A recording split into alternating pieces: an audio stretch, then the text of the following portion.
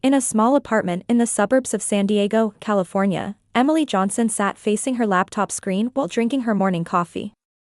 It had been 5 years since she started working independently as a graphic designer. As a single mother raising her 8-year-old son Tyler, she barely made ends meet working from home each day. "Mom, what's for breakfast today?" Tyler appeared in the kitchen in his pajamas, his hair still messy from sleep. Emily smiled and stood up, taking bread and jam from the refrigerator. This child's smile was her most precious treasure.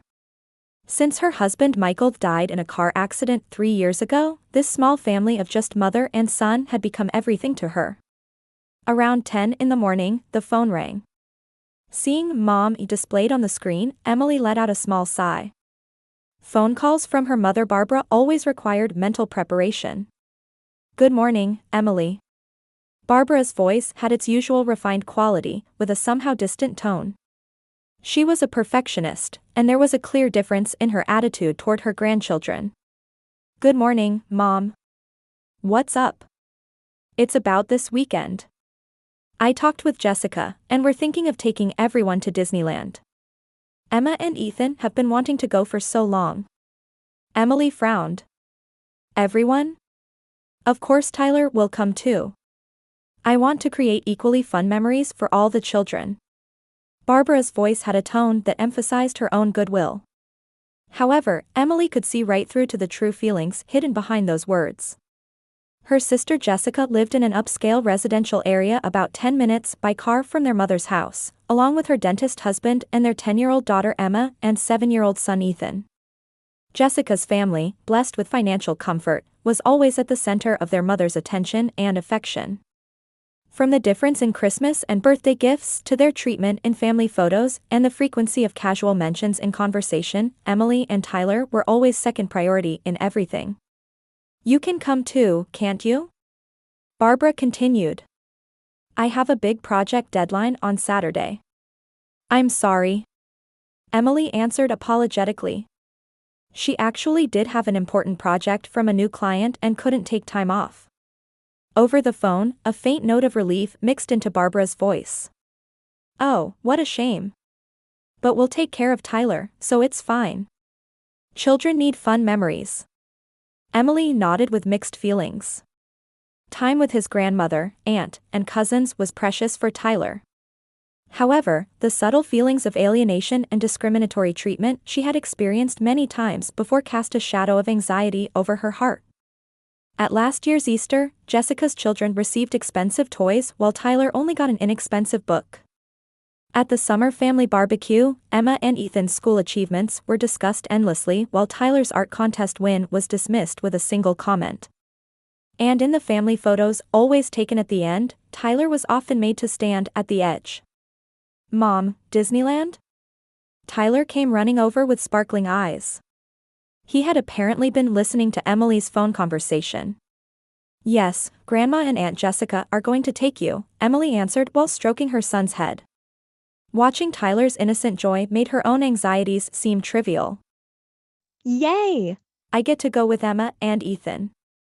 Emily smiled, but deep in her heart, small anxieties swirled. Tyler hadn't yet noticed the discriminatory treatment from his grandmother and aunt. She was always torn between wanting to protect that innocence and wondering if she should teach him about reality. In the afternoon, Jessica called to confirm. "Hi Emily, you must be busy. I'll pick up Tyler at 8 on Saturday morning, so have him ready."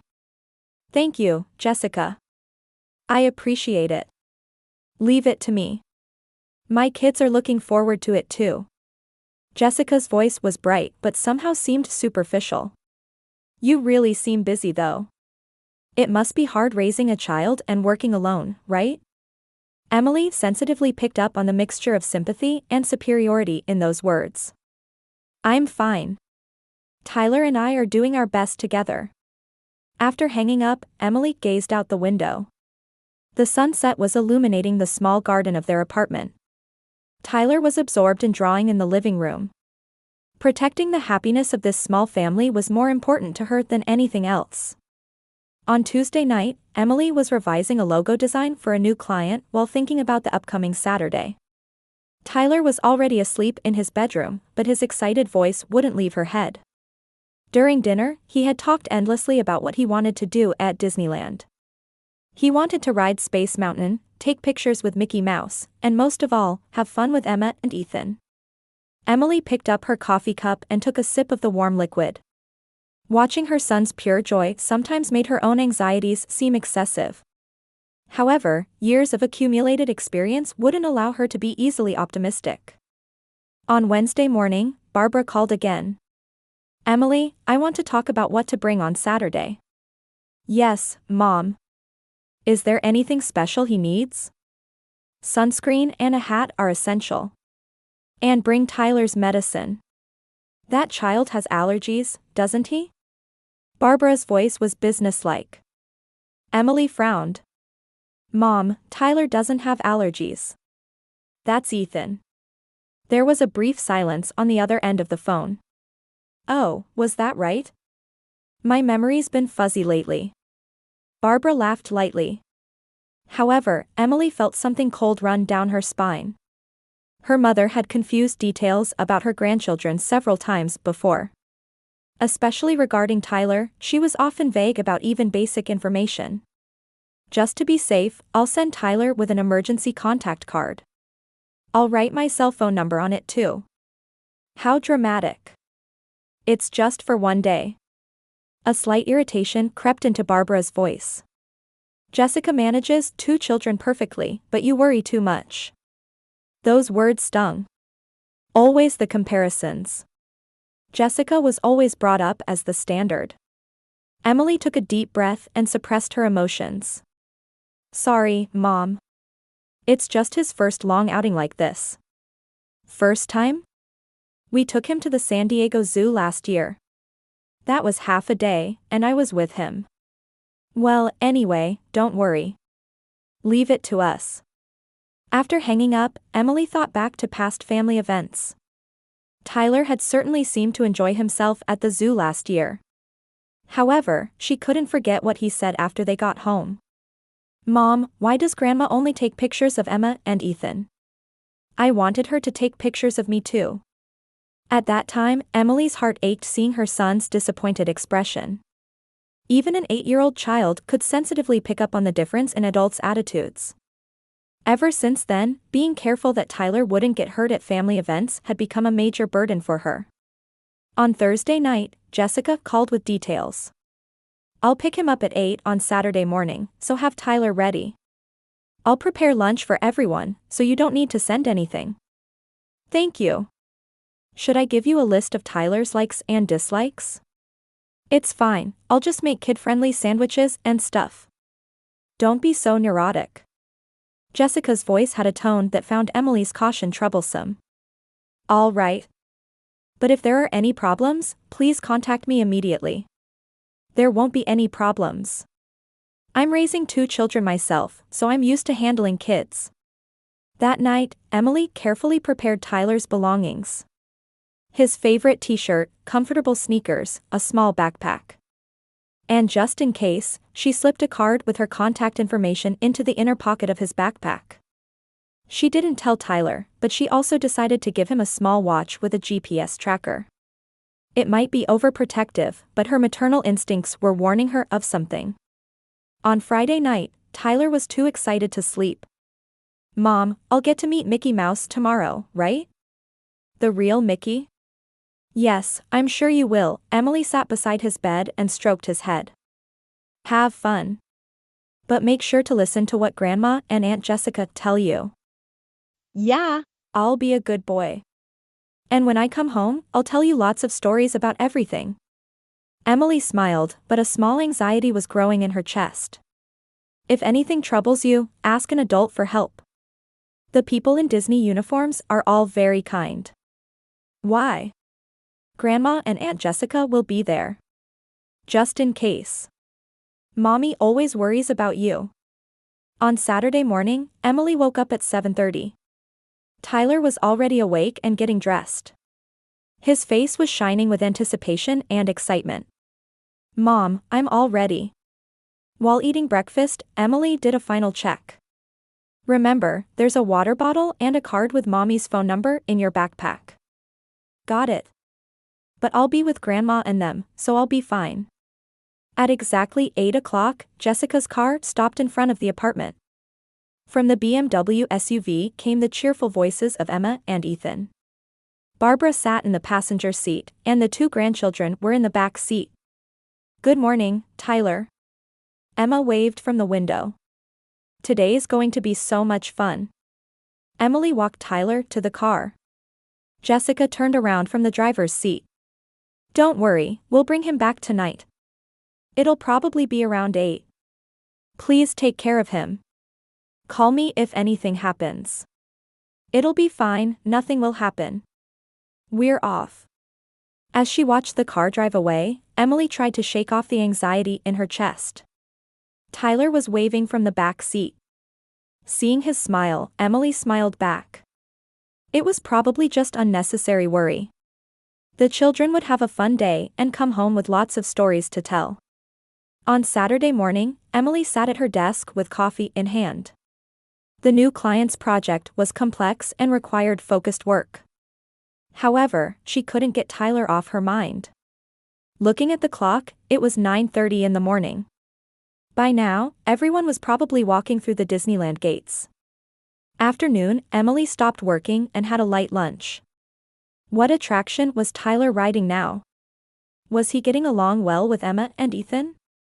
She picked up her cell phone and considered sending Jessica a message, but decided against it. She didn't want to seem overprotective. 2 o'clock, 3 o'clock, 4 o'clock passed. Emily continued working while occasionally looking out the window and thinking about her son. Around 5 in the evening, she finished her work for the day and started preparing dinner. She was looking forward to hearing Tyler's excited stories while sharing a warm meal together when he got home. 6 o'clock, 7 o'clock passed without any contact. Emily was getting a little worried, but Disneyland was big and maybe they were watching the evening parade or shows. Remembering that Jessica had said they'd return around 8, she decided to wait a little longer. At 8:15 in the evening, the phone finally rang. Emily answered with a relieved expression. Good work today, Jessica. How was it? Did Tyler have fun?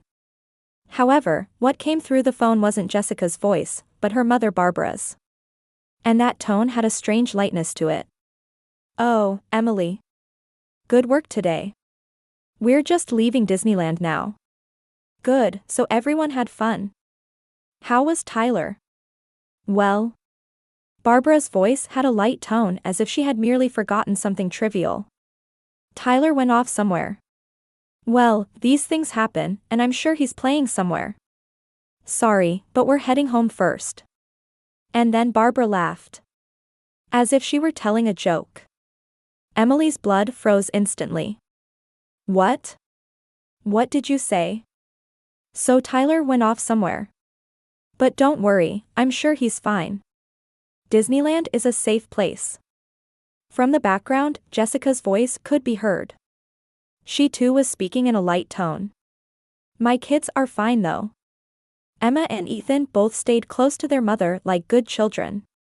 They're such good kids. Emily's hands began to shake. Wait, just wait. What do you mean Tyler isn't there? Since when? Where?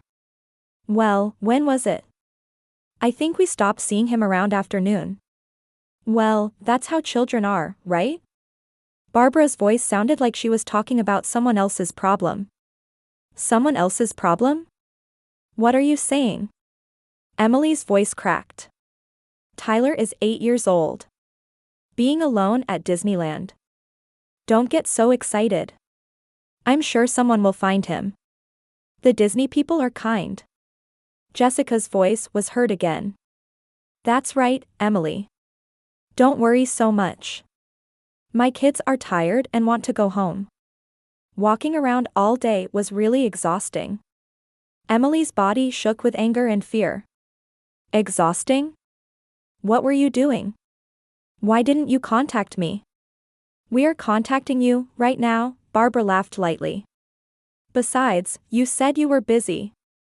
We didn't want to interrupt your work. At this moment, something snapped inside Emily. A mixture of anger and despair momentarily took away her reason. But the next moment, she became calm. Actually, Tyler had come home 3 hours ago. Huh? Emily intentionally made a confused sound. Tyler isn't there? That's right, I just explained that, didn't I? A slight irritation crept into Barbara's voice. But... Emily paused briefly. Tyler is already home. Complete silence fell over the phone. As if time had stopped. What? Now Barbara's voice trembled. What did you say? Tyler. He came home 3 hours ago. Alone. Emily's voice was ice cold. That can't be. Jessica's voice interrupted. How could he have come home? That's what I'd like to know, Emily said quietly. Why did my son have to come home alone from Disneyland? No, that's... Barbara's voice was completely shaken. Isn't there some mistake? Is Tyler really there? Tyler. Emily called her son's name. It's Mommy, come here for a moment. A few seconds later, Tyler's small voice could be heard on the phone. Hello? Grandma? Over the phone, the sound of Barbara gasping could be heard. Jessica's small murmur of "Oh, my God" was also audible. Tyler, tell Grandma what time you came home today. Around 5 in the afternoon. A Disney person drove me home in a car. Tyler's voice still held childish innocence, but there was also a hint of confusion. A Disney person? Barbara's voice was now trembling. Yes. When I said I was lost, they helped me right away. And when I told them Mommy's phone number, they called and drove me home. Emily stroked her son's head while returning to the phone. Tyler, you can go back to your room. I'll prepare dinner. After Tyler returned to his room, Emily spoke into the phone again. This time, her voice was filled with anger. Now, Mom, Jessica. Can you explain? Why was my son alone at Disneyland? We don't understand either, Jessica's voice was shaking. When we noticed, he was gone. When you noticed? Emily's voice lowered. An 8-year-old child doesn't just disappear when you notice, does he? Emily, calm down, Barbara interrupted. There must have been some misunderstanding. Maybe Tyler wandered off on his own. On his own? Emily's voice became sharp.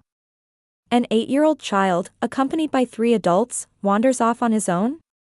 And those adults say it's something that happens and laugh about a missing child? Silence continued. What were you planning? Emily's voice shook with anger and disappointment. Were you planning to abandon my son? That's not true. Jessica screamed. We were just... Just what? Silence again. And Emily realized a terrible truth. Their initial reaction, the light tone of their explanation, and their current agitation. Everything indicated that it had been an intentional act. You really were going to abandon my son, Emily's voice was now ice cold. Emily, please, listen to us, Barbara pleaded. I've heard enough, Emily said quietly. Come home right now. And explain this to me. After hanging up, Emily sat in a chair with trembling hands. She couldn't believe it. Her own mother and sister had really tried to abandon her 8-year-old son. And they had reported it in such a light tone. Looking at Tyler doing homework in the living room, Emily's heart ached. How could she explain today's events to this child? And what should she do from now on? After 9 in the evening, the sound of a car door closing could be heard outside. Barbara and Jessica had returned. Emily took a deep breath and stood up. Tyler was watching TV in the living room, and she turned to her son. Tyler, Grandma and Aunt Jessica are here, so please play in your room. The adults need to talk.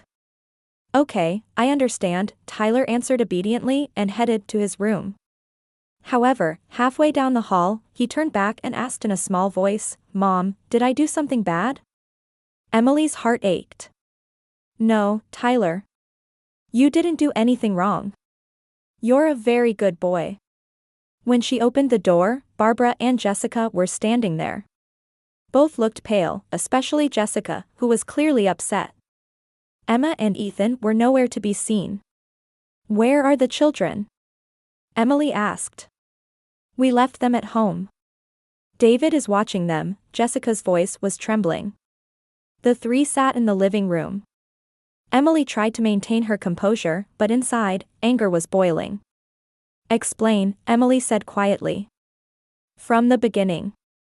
What really happened? Barbara and Jessica looked at each other. After a long silence, Jessica spoke. Emily, we're really sorry. But we were confused too. Confused? Emily frowned. It's natural to be confused when a child goes missing alone, but your initial reaction wasn't confusion. You spoke as if it were something you had planned. Jessica looked down. Barbara began speaking instead. Emily, you might not understand, but... What might I not understand as a mother? Tyler was, well... Barbara was searching for words.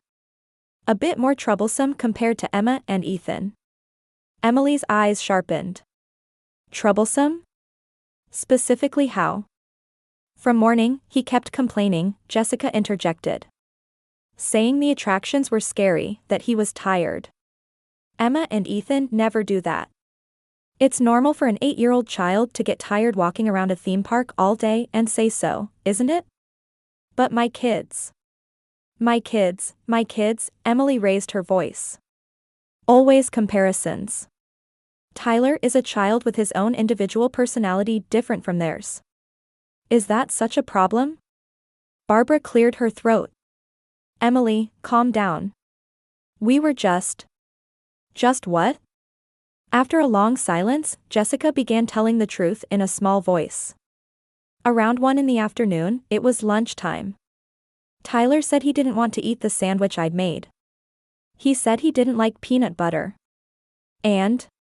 Emma and Ethan ate without complaining, but only Tyler. So Mom said, this child is really selfish. Emily clenched her fists. Tyler doesn't like peanut butter. I've told you that many times before, haven't I? I didn't know, Barbara made an excuse. You didn't know? You didn't know your grandson's likes and dislikes? Jessica continued.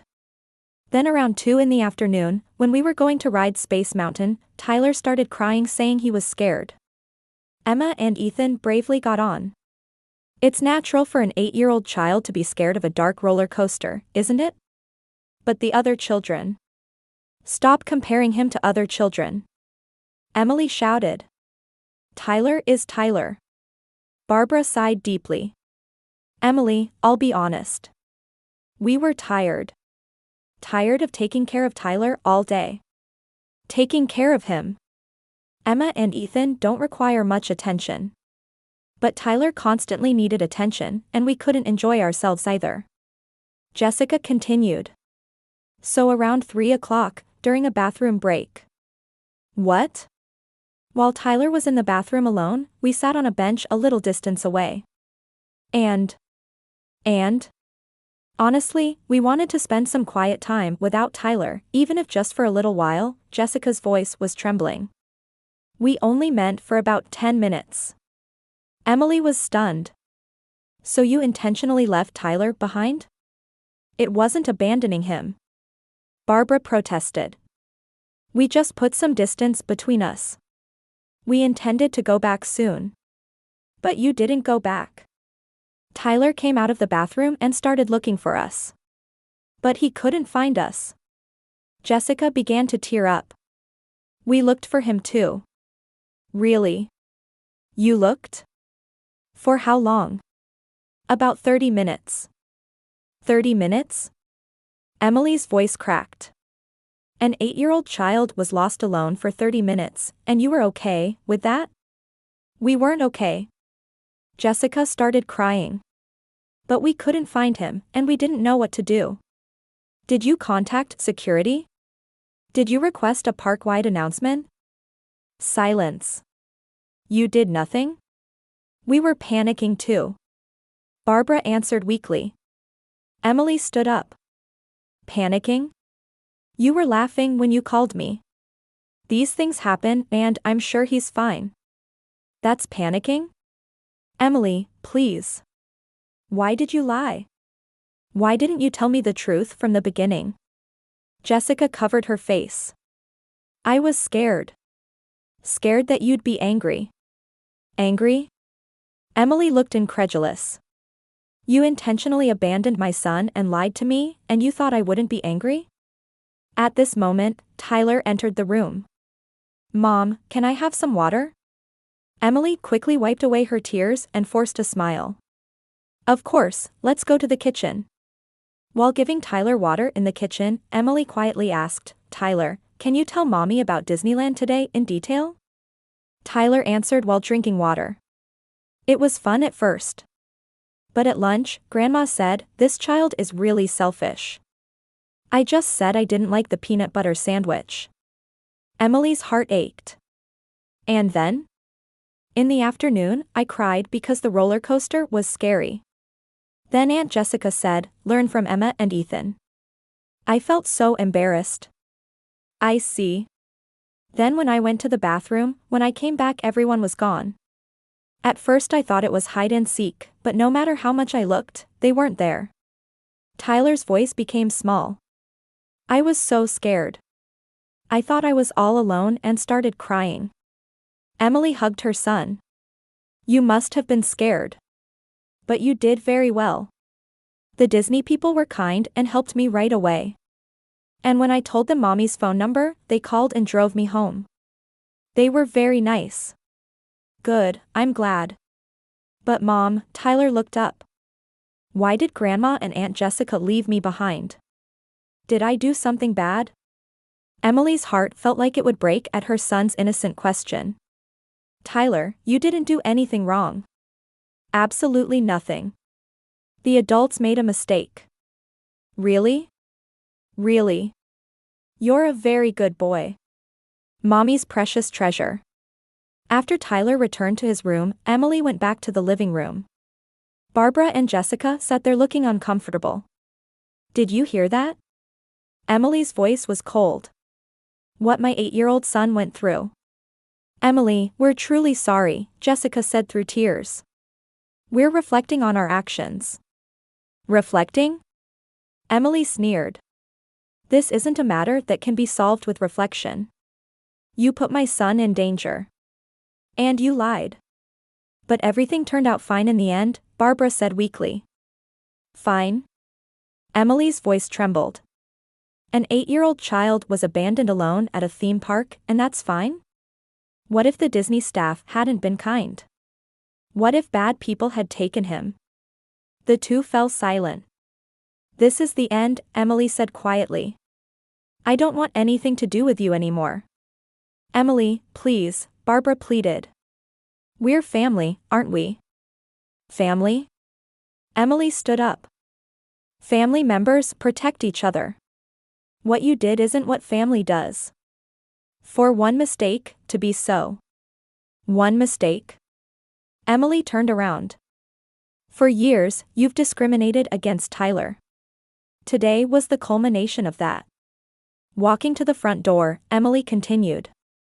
Go home. And never come near us again. Emily, wait, Jessica stood up. We regret it too. Can't you forgive us? Emily turned around with her hand on the door.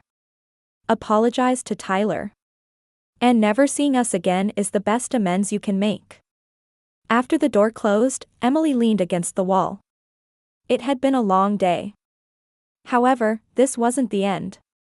Tomorrow, she planned to contact Disneyland to confirm the details of today. And if necessary, she was prepared to consider legal action.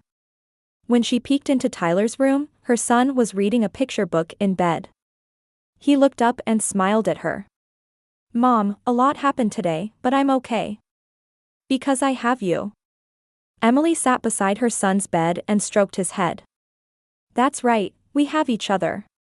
Yes. Just you and me are the real family. The next morning, Emily called Disneyland's guest services. When she explained the situation, the representative responded in a serious tone. "We apologize. Yesterday's incident is already in our records. Our security department has reviewed surveillance camera footage, and we have recordings of your child crying alone and the guardians intentionally keeping their distance." The situation was more serious than Emily had expected. "What kind of response are you taking?" "We have reported this to Child Protective Services. We have also notified the police. Such behavior clearly constitutes child abandonment." On Monday afternoon, the local police contacted her. Barbara and Jessica would be formally questioned. They apologized in trembling voices, but the surveillance camera evidence was clear. The fact that they had intentionally abandoned an 8-year-old child could not be denied. Emily posted about this experience on social media, keeping personal information private. Just because someone is family doesn't mean everything is forgivable. Putting children in danger is unacceptable regardless of blood relations. Her post garnered much sympathy. Particularly, many supportive messages came from mothers who had similar experiences. Jessica's husband David was furious when he learned of his wife's actions. "What were you thinking? Abandoning an 8-year-old child, you've lost your mind." He declared he would reconsider his relationship with his wife and began living separately. Emma and Ethan were also confused by their mother's actions, demanding, "Why did you do that to Tyler?" In the local community, the reputation of the two women rapidly deteriorated. Rumors spread of the grandmother who abandoned her grandson, and the aunt who abandoned her nephew, and the neighbors' gazes grew cold. Barbara was also quietly distanced from the church activity groups she had participated in for years. 3 weeks later, Barbara called Emily in tears. "Emily, please, can't you give us another chance? We truly regret what we did." "Mom," Emily's voice was calm but filled with determination. "I understand that you regret it. But when Tyler was crying alone at the theme park, what were you doing? You were having a good time with Emma and Ethan. You had forgotten about Tyler." Barbara couldn't answer anything. "Real family," Emily continued, "means people who help each other in times of trouble and cherish one another. Even if you're related by blood, without love, you're not family." 6 months later, Emily and Tyler moved to a new apartment. Connections with work colleagues and neighboring families became their new family. Tyler made friends at his new school and was growing up bright and happy. "Mom, there's Jake's birthday party this weekend. Can I go?" Tyler reported happily. "Of course. Let's go shopping for a present together." While eating dinner, Tyler suddenly said, "Mom, we're happy, aren't we?" "Yes, very happy. Even without blood-related family, we have love." Emily was surprised by her son's mature words. "That's exactly right, Tyler. Love is what creates real family." Meanwhile, Barbara and Jessica were deepening their isolation. Divorce proceedings with David had begun, and Emma and Ethan had also lost trust in their mother. Their standing in the community had also deteriorated, and both were mentally cornered. On Christmas night, Emily and Tyler were enjoying dinner with friends from work and their families. At the dinner table filled with warm laughter, Tyler was laughing happily. "Emily," her friend Sarah said, "Tyler is such a good kid." "It's because you're such a wonderful mother." Emily smiled. "He makes me strong." In the car on the way home, Tyler said quietly, "Mom, when I was alone at Disneyland that time, I was very scared, but now I think it was good." "Why?" "Because I understood who really matters. The most important person to me is you, and the most important person to you is me, right?" Emily felt tears welling up. "That's right, Tyler. We're the best team." "Yes. And we'll always be together, right?" "Of course, forever." When they arrived home, the two walked hand in hand toward the front door. The lights of their small apartment welcomed them warmly. It was the beginning of a real family bound not by blood, but by love and trust.